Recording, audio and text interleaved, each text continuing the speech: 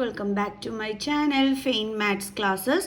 So ഇന്നത്തെ ക്ലാസ്സിൽ നമ്മൾ പഠിക്കാൻ പോകുന്നത് second chapter linear equations in one വേരിയബിൾസിൻ്റെ ഇൻട്രൊഡക്ഷൻ വീഡിയോ ആണ് കേട്ടോ. അപ്പോൾ എൻ്റെ ചാനൽ കാണുന്നവർ സബ്സ്ക്രൈബ് ചെയ്യാനും ലൈക്ക് ചെയ്യാനും കമൻറ്റ് ചെയ്യാനും മാക്സിമം ഷെയർ ചെയ്ത് സപ്പോർട്ട് ചെയ്യാനും മറന്നു പോകരുത്. സോ നമുക്ക് എന്താണ് ഈ linear equations in one variable എന്ന് പറഞ്ഞാൽ എന്താണ് എന്ന് നമുക്കൊന്ന് നോക്കാം കേട്ടോ. ഓക്കെ, സോ അപ്പം നമ്മൾ ആദ്യമേ ലീനിയർ ഇക്വേഷൻസ് നടക്കുന്നത് എന്താ ഇക്വേഷൻസ് എന്ന് പറഞ്ഞു കഴിഞ്ഞാൽ, അതേപോലെ ഇൻ വൺ വേരിയബിൾ എന്നൊക്കെ പറഞ്ഞ് കിടക്കുന്നു. എന്താ വേരിയബിൾസ്? അപ്പോൾ അതൊക്കെ എന്താണെന്നുള്ളത് നമുക്ക് ആദ്യമേ ഒന്ന് നോക്കാം. ഓക്കെ, ഇപ്പം ഞാൻ ഇവിടെ 2x ഓക്കെ എന്നെ എഴുതിയിരിക്കുകയാണ്. ഇതിനെ നമുക്ക് എന്തെന്ന് വിളിക്കാൻ പറ്റും? ആൾജിബ്രിക് എക്സ്പ്രഷൻ എന്ന് നമുക്ക് പറയാം അല്ലേ. ഇതിനെ നമ്മൾ എന്താ വിളിക്കുന്നത്? Algebraic expression. എന്തുകൊണ്ടാണ്? ഇവിടെ വേരിയബിൾ ചേർത്ത് വന്നിട്ടുള്ളത് കൊണ്ടാണ് നമ്മൾ ഇതിനെ എന്തെന്ന് വിളിക്കുന്നത്? ആൾജിബ്രിക് എക്സ്പ്രഷൻ എന്ന് നമ്മൾ വിളിക്കുന്നത്.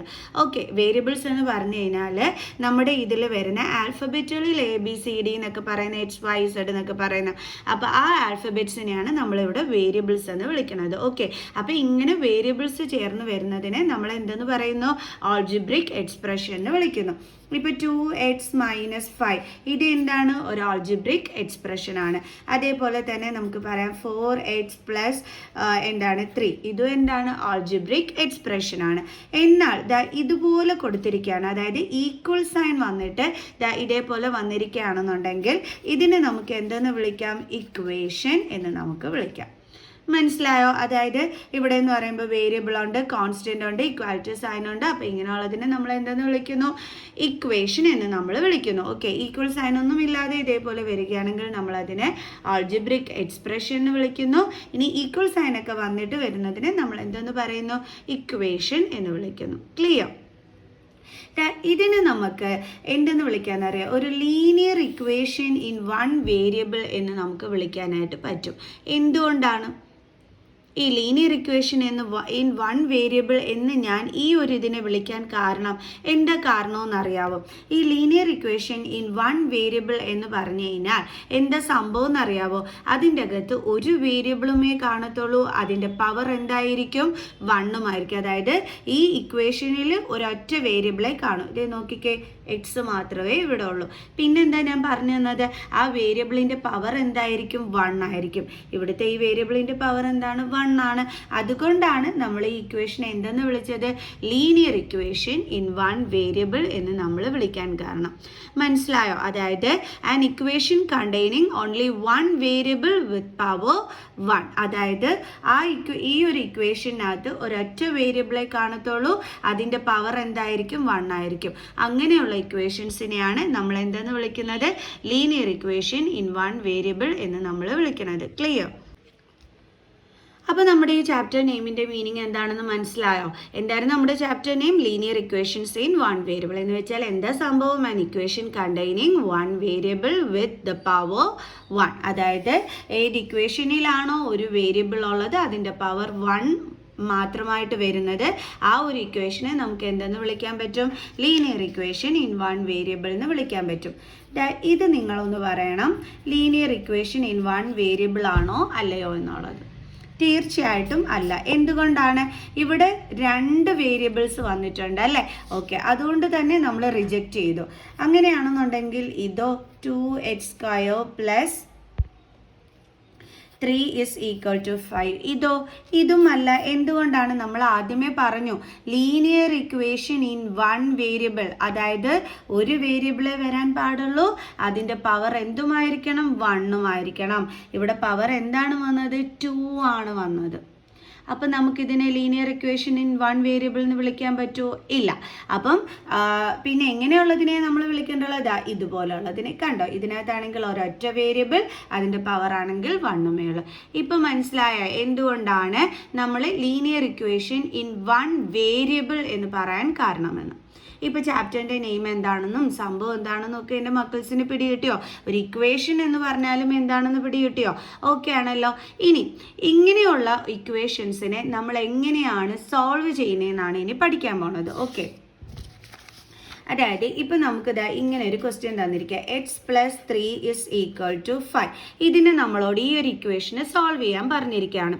അപ്പോൾ നമ്മൾ എങ്ങനെയാണ് ഇത് ചെയ്യേണ്ടുള്ളത്? ഇക്വേഷൻ സോൾവ് ചെയ്യാൻ പറഞ്ഞാൽ അതിൻ്റെ അർത്ഥം ഇതിൻ്റെ ഉള്ളിലുള്ള, അതായത് ഈ ഒരു ഇക്വേഷനിലുള്ള വേരിയബിളിൻ്റെ വാല്യൂ കണ്ടുപിടിക്കുക എന്നുള്ളതാണ് മീനിങ്. ഓക്കെ, അപ്പോൾ ഇതിൻ്റെ വേരിയബിൾ എന്താണ്? എക്സ്. അപ്പോൾ ഈ എക്സിൻ്റെ വാല്യൂ എന്താണ് നമ്മൾ കണ്ടുപിടിക്കണം. അതെങ്ങനെയാണ് നമ്മൾ കണ്ടുപിടിക്കേണ്ടത് നോക്കാം. നമുക്ക് എക്സിൻ്റെ വാല്യൂ വേണ്ടുള്ളത് കൊണ്ട് തന്നെ നമ്മൾ എക്സിനെ ഇവിടെ എഴുതുക. ഓക്കെ, ദെൻ ഈക്വൽ സൈൻ ഇടുക. പിന്നെ ഇവിടെ എന്താ ഉള്ളത്? 5. ആദ്യം നമ്മൾ ഈ 5നെ എടുത്ത് എഴുതുക. ഇനി നമുക്ക് എക്സിൻ്റെ വാല്യൂ അല്ലേ വേണ്ടുള്ളത്. അപ്പം നമ്മൾ അതിൻ്റെ കൂടെയുള്ള +3നെ നമ്മൾ എന്ത് ചെയ്യണമെന്ന് അറിയാതെ ഇങ്ങോട്ട് ട്രാൻസ്പോസ് ചെയ്യണം. ഓക്കെ, അപ്പം ഈ +3 ട്രാൻസ്പോസ് ചെയ്യുന്ന സമയത്ത് എന്തായിട്ട് മാറും എന്നറിയാം? -3 ആയിട്ട് മാറും. ഓക്കെ, അപ്പോൾ എക്സിൻ്റെ വാല്യൂ നമുക്ക് എന്ത് കിട്ടും? 2. കണ്ടില്ലേ? ഇങ്ങനെയാണ് നമ്മൾക്കൊരു ഇക്വേഷൻ കയ്യിൽ കിട്ടിക്കഴിഞ്ഞാൽ അതിനെ നമ്മൾ സോൾവ് ചെയ്യേണ്ടുള്ളത്. ക്ലിയർ? അപ്പം നമ്മുടെ ഈ ബിഫോർ ഈക്വൽ സൈൻ ഉള്ള ഈ ഒരു പാർട്ടിനെ നമ്മൾ വിളിക്കണത് എന്താണെന്നറിയാവോ? LHS.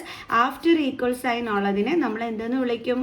RHS എന്ന് വിളിക്കും. ഓക്കെ, അപ്പം നമ്മൾ ആലോചിക്കുക, ഒരു സൈഡിൽ നിന്നും ഒരു നമ്പറിനെ മറ്റൊരു സൈഡിലേക്ക് നമ്മളിങ്ങനെ കൊണ്ടുവരില്ലേ, അതിനെയാണ് നമ്മൾ ഈ ട്രാൻസ്പോസിങ് എന്ന് പറയുന്നത്. അപ്പം മിസ് നേരത്തെ ഈ +3നെ ഇങ്ങോട്ട് ട്രാൻസ്പോസ് ചെയ്യണം എന്ന് പറഞ്ഞിരുന്നു. ഈ ട്രാൻസ്പോസ് എന്ന് പറഞ്ഞാൽ എന്താ സംഭവം?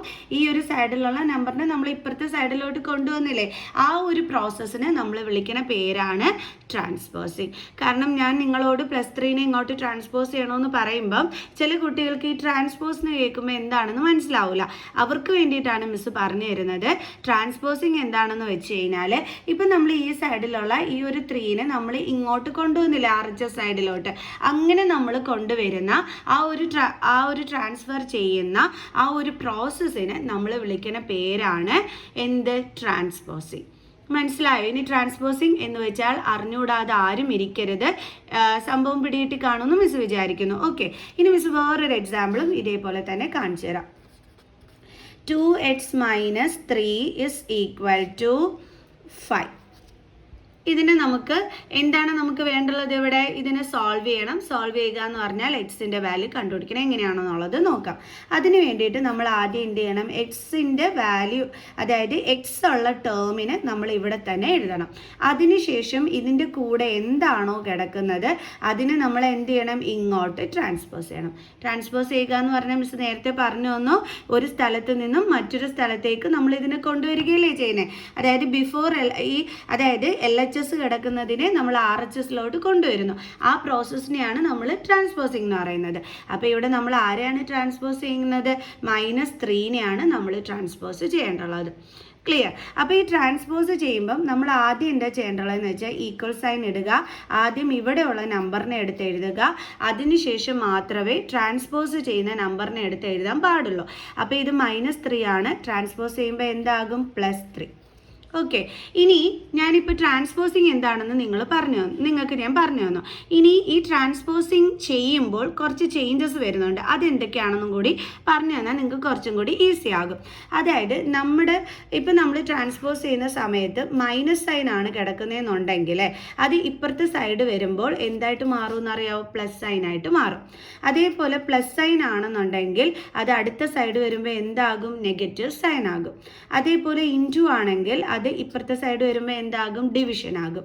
ഇനി ഡിവിഷൻ ആണെങ്കിൽ അത് അടുത്ത സൈഡിൽ വരുമ്പോൾ എന്താകും? ഇൻറ്റു ആകും. ഇത് നമ്മൾ ട്രാൻസ്പോസിങ് ചെയ്യുമ്പോൾ വരുന്ന ചേഞ്ചസുകളാണ്. എന്തൊക്കെയാണ്? മൈനസ് പ്ലസ് ആകും, പ്ലസ് മൈനസ് ആകും, ഇൻറ്റു ഡിവിഷൻ ആകും, ഡിവിഷൻ എന്താകും? ഇൻറ്റു ആകും. ഇത്രയും ക്ലിയർ ആയല്ലോ. അതുകൊണ്ടാണ് മിസ് ഈ ട്രാൻസ്പോസ് ചെയ്യുമ്പോൾ മൈനസ് സൈൻ ഇവിടെ എന്താകുന്നത്? പ്ലസ് സൈനായിട്ട് മാറുന്നത്. then 2x is equal to നമുക്ക് എന്ത് കിട്ടി? 8. ഇനി നമുക്ക് എക്സിൻ്റെ വാല്യൂ ആണ് വേണ്ടുള്ളത്. ഇപ്പം നമ്മൾ കണ്ടുപിടിച്ച് വെച്ചിരിക്കുന്നത് എന്താണ്? 2xൻ്റെ വാല്യൂ ആണ്. അപ്പോൾ എക്സിൻ്റെ വാല്യൂ എങ്ങനെ കണ്ടെത്തും? നമ്മുടെ എക്സ് മാത്രമായിട്ട് ഇവിടെ എടുത്ത് എഴുതുക. Okay, then is equal to പിന്നെ ഇവിടെ എന്തുണ്ട്? 8. ഇനിയിപ്പോൾ ചോദിക്കും ഈ എക്സിൻ്റെ കൂടെ ഒട്ടിച്ചേർന്ന് കിടക്കുന്ന 2നെ നമ്മൾ എന്ത് ചെയ്യുമെന്ന്. 2നെ നമ്മൾ എന്ത് ചെയ്യും? ട്രാൻസ്പോസ് ചെയ്യും. അതായത് LHS സൈഡ് കൊണ്ടുവരും. അപ്പോൾ ഇവിടെ നിങ്ങൾ നോക്കിക്കേ, 2x എന്ന് പറഞ്ഞാൽ അതിൻ്റെ മീനിങ് എന്താണ്? 2 into x ആണ്. ഓക്കെ, അപ്പോൾ അതിനെ ഇവിടെ നിന്നും ഇപ്പുറത്തെ അതായത് RHS സൈഡിലോട്ട് നമ്മൾ ട്രാൻസ്പോസ് ചെയ്യുമ്പോൾ ഇൻറ്റു സൈൻ എന്താകും? നമ്മൾ പഠിപ്പിച്ചു തന്നെ ഡിവിഷൻ. അപ്പോൾ ഇവിടെ എന്ത് എഴുതണം നമ്മൾ? ഡിവൈഡഡ് ബൈ 2 എന്ന്. അപ്പോൾ എക്സിൻ്റെ വാല്യൂ നമുക്ക് എന്ത് കിട്ടും? 4. കണ്ടോ, ഇങ്ങനെയാണ് നമ്മളൊരു ഇക്വേഷനെ സോൾവ് ചെയ്യുന്നത്.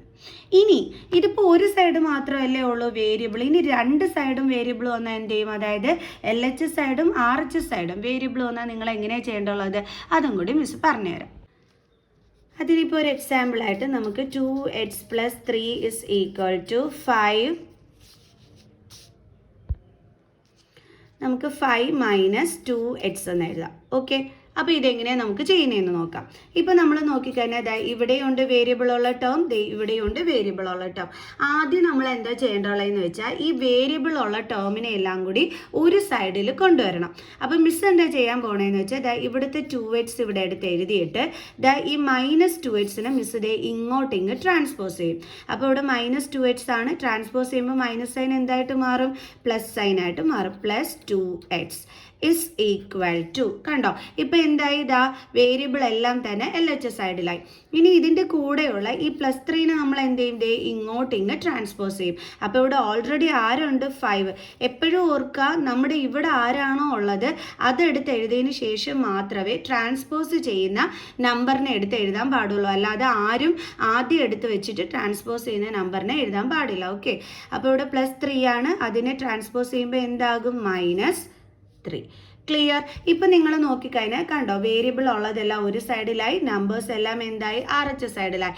ഇതേപോലെ വേണം നിങ്ങൾ ചെയ്യാനായിട്ട്. ഇനി 2x + 2x എന്താണ്? 4x = 5 - 3 എന്താണ്? 2.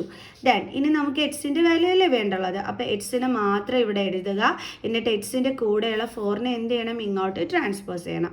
അപ്പോൾ = ആദ്യം ഇവിടെയുള്ള നമ്പർ എടുത്ത് എഴുതുക, അതിനുശേഷം മാത്രം ട്രാൻസ്പോസ് ചെയ്യുന്ന നമ്പർ. അപ്പോൾ ഇവിടെ 4x ആണ്. 4x എന്ന് പറയുമ്പോൾ എന്താണ്? 4 × x ആണ്. അപ്പോൾ ട്രാൻസ്പോസ് ചെയ്യുമ്പോൾ ഇവിടെ ഇൻറ്റു സൈൻ അല്ലേ, ഇങ്ങോട്ട് വരുമ്പോൾ എന്താകും? ഡിവിഷൻ. അപ്പോൾ /4. ഇനി നമുക്കിത് റെഡ്യൂസ് ചെയ്ത് ലോവസ്റ്റ് ഫോമിലോട്ട് ആക്കാൻ പറ്റുന്നുണ്ടെങ്കിൽ തീർച്ചയായിട്ടും ചെയ്യണം. അതായത് നമ്മൾ ഇതിനെ കട്ട് ചെയ്ത് ചെറുതാക്കണം. അപ്പം 2 1s are 2, 2 2s are 4. അപ്പോൾ എക്സിൻ്റെ വാല്യൂ എന്താ നമുക്ക് കിട്ടിയത്? 1/2. ഇപ്പം മനസ്സിലായോ? രണ്ട് സൈഡും വേരിയബിൾ വന്നാലും നമ്മൾ എങ്ങനെയാണ് സോൾവ് ചെയ്യേണ്ടതെന്ന്. അപ്പം ഈ ഒരു ചാപ്റ്ററിൽ ഇതൊക്കെ തന്നെയാണ് നമുക്ക് പഠിക്കാനുള്ളത്. സോ നമുക്ക് അടുത്ത ക്ലാസ്സിൽ എക്സസൈസ് ക്വസ്റ്റ്യൻസുമായിട്ട് കാണുന്നത് വരെ ബൈ ബൈ.